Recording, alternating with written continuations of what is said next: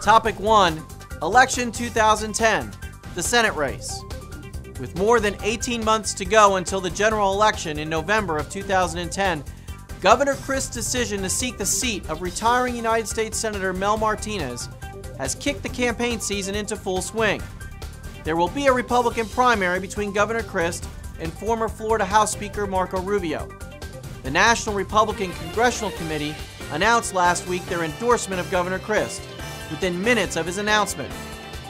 For the Democrats, Congressman Kendrick Meek and State Senator Dan Gelber have entered the race. Meek has been the more visible figure thus far, recently concluding a statewide campaign to announce his candidacy. Bottom line, look for Governor Crist to receive additional endorsements from state and national Republican leaders in the coming weeks. Crist will run like he is 10 points behind, but he won't be. Florida's Chief Financial Officer Alex Sink entered the governor's race last week. She is not expected to face a primary challenger and has the instantaneous support of state Democratic leaders. On the Republican side, Attorney General Bill McCollum entered the race Monday, receiving the support of Florida's Lieutenant Governor Jeff Kottkamp and Congressman Vern Buchanan, once considered possible contenders for the post. McCollum appears to be the early favorite for the GOP. Commissioner Charles Bronson will make his intentions known in the next few weeks. Prediction: Republicans will rally behind McCollum. With a nearly 30-year record in public service, including more than 2 decades of service in the Navy and in Congress, he is the best candidate for Republicans. Look for national Democrats still riding high on the Obama campaign to come to Sink's side early and often. This will be a very competitive race. With the governor and all 3 members of the Florida cabinet seeking higher office and Senator Mel Martinez retiring, every statewide election will be to an open seat. Both parties are doing their best to try and keep primaries to a minimum to save money and avoid divisiveness. Whether it works is still up in the air. There are as many as 6 names, 3 Democrats and 3 Republicans mentioned for Attorney General, including mine.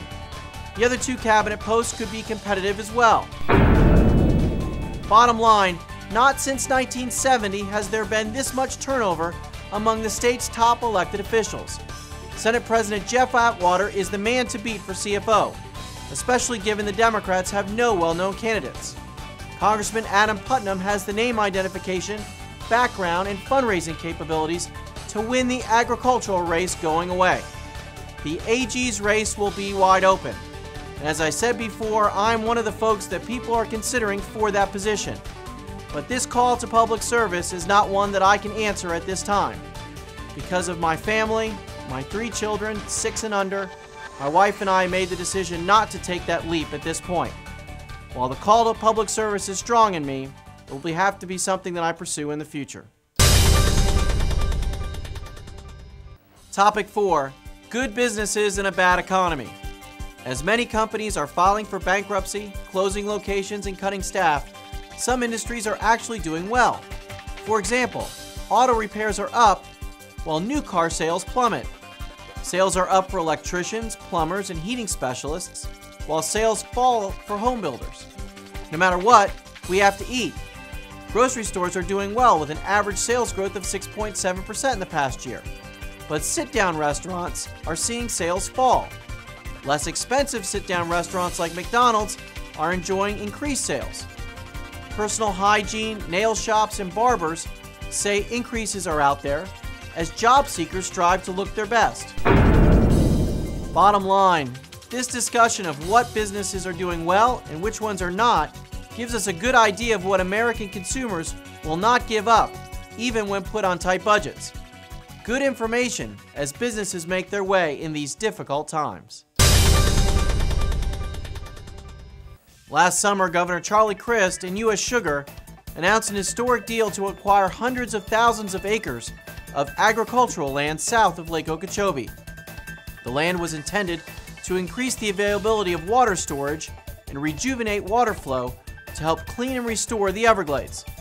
The original plan was to purchase nearly 300 square miles. Earlier this year, Governor Crist announced a pared-down version of the plan to purchase 112 square miles of property, with an option to purchase the remaining acreage. The new plan is anticipated to maintain 1,700 direct jobs and 10,000 indirect jobs for an additional 10 years. Bottom line, last week the governing board of the South Florida Water Management District approved the revised plan by a vote of 6-1. As Governor Chris said, this land purchase is a once-in-a-lifetime opportunity. Thankfully, it looks like Florida won't let the opportunity slip by.